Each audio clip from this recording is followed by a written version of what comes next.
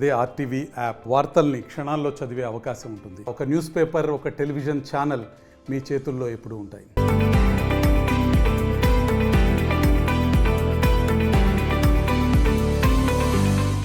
ఈరోజు ఈ మీడియా సమావేశం ఏర్పాటు చేయడానికి ముఖ్యమైనటువంటి కారణం వివేకానందరెడ్డి గారి హత్య కేసులో ప్రధానమైనటువంటి సాక్షి అయినటువంటి పులివెందులకు చెందిన రంగయ్య, అప్పుడు వాచ్మెన్గా పనిచేసినటువంటి వ్యక్తి, నిన్న సాయంత్రం 6:43 గంటలకి రిమ్స్ హాస్పిటల్ కడపలో చికిత్స పొందుతూ మరణించడం జరిగింది. నిన్న మధ్యాహ్నం 12 గంటలకు అస్వస్థతతో బాధపడుతున్నటువంటి అతన్ని పులివెందుల గవర్నమెంట్ హాస్పిటల్ తీసుకొని పోవడం జరిగింది. అక్కడ నుంచి రిమ్స్కి తరలించడం జరిగింది. రిమ్స్లో చికిత్స పొందుతూ మరణించారు.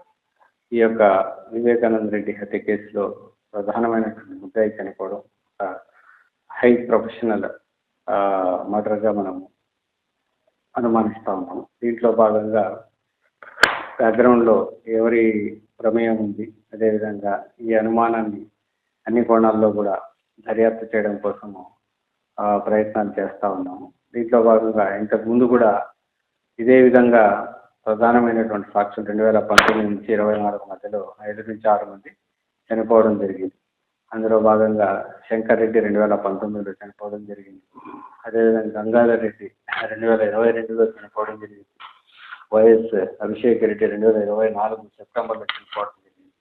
నారాయణ అనే వ్యక్తి చనిపోవడం జరిగింది. ఇప్పుడు రంగన్న 2025 మార్చిలో చనిపోవడం. ఇంతకు ముందు కూడా సాక్షులు చనిపోయిన క్రమంలో పోలీసులు వాళ్ళ చనిపోయారు, సిబిఐ వాళ్ళ ద్వారా చనిపోయారు అనేసి ఈ విధంగా అసత్య ప్రచారం చేస్తూ ఉన్నారు. దీన్ని అన్ని కోణాల్లో దర్యాప్తు చేస్తూ ఉన్నాము.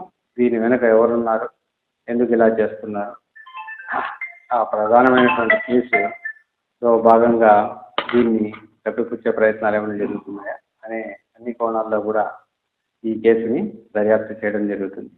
దీనికోసం ఒక ప్రత్యేకమైనటువంటి టీంని ఏర్పాటు చేయడం జరిగింది.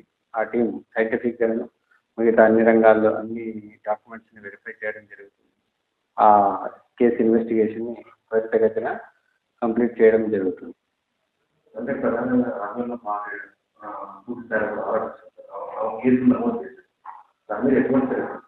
ఆమె అనుమానాస్పద కేసు కింద కంప్లైంట్ ఇవ్వడం జరిగింది. ఆమె కేసును బేస్ చేసుకొని అనుమానాస్పద మరణం కింద కేసు రిజిస్టర్ చేయడం జరిగింది.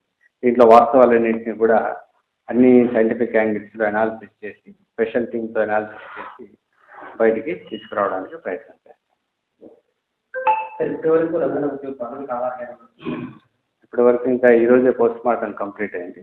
దాంట్లో ఉన్నటువంటి రిపోర్టుగా ఇంకా ఫర్దర్ ఇన్వెస్టిగేషన్ కంటిన్యూ అవుతుంది. దాన్ని క్షుణ్ణంగా మరింత నిశ్చితంగా లోతుగా దర్యాప్తును కంటిన్యూ చేయడం జరుగుతుంది.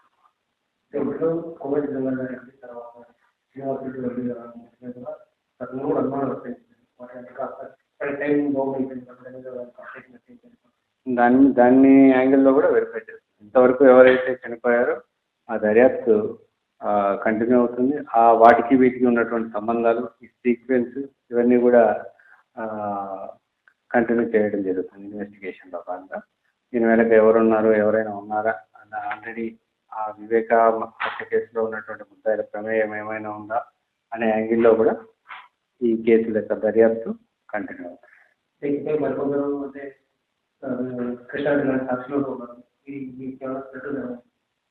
ఎవరికైనా అలాంటి థ్రెట్ ఏదైనా ఉందంటే మేము సెక్యూరిటీ ఇవ్వడం జరుగుతుంది. ఇప్పుడు చనిపోయిన రంగన్న కూడా 2 PSOల్ని మనము ఇవ్వడం జరిగింది.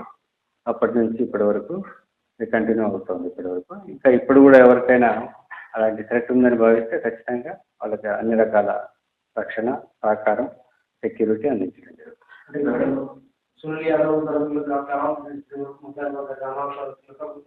ఈ కోణాల్లో కూడా వెరిఫై చేస్తాం. ఆ యాంగిల్స్ కూడా వెరిఫై చేస్తాం. దీంట్లో ప్రధానంగా కాబట్టి సాక్షులు ఎందుకు చనిపోతున్నారు, దీని వెనక ఏమైనా ఉందా, ఏ కారణాలతో చనిపోయారు, ఏ పరిస్థితుల్లో చనిపోయారు అనేటివి ఆరోగ్యకరమైనటువంటి కారణాల వెనుక 5 సంవత్సరాల్లో 5-6 మంది చనిపోవడం అనేటటువంటి ఒక విస్తుగొలిపే విషయంగా భావిస్తూ దర్యాప్తును కంటిన్యూ చేయడం. మరిన్ని వీడియోస్ కోసం ఛానల్ ని సబ్స్క్రైబ్ చేయండి. లేటెస్ట్ అప్డేట్స్ కోసం వాట్సాప్ ఛానల్ ని ఫాలో చేయండి. అండ్ లింక్ డిస్క్రిప్షన్ లో ఉంది.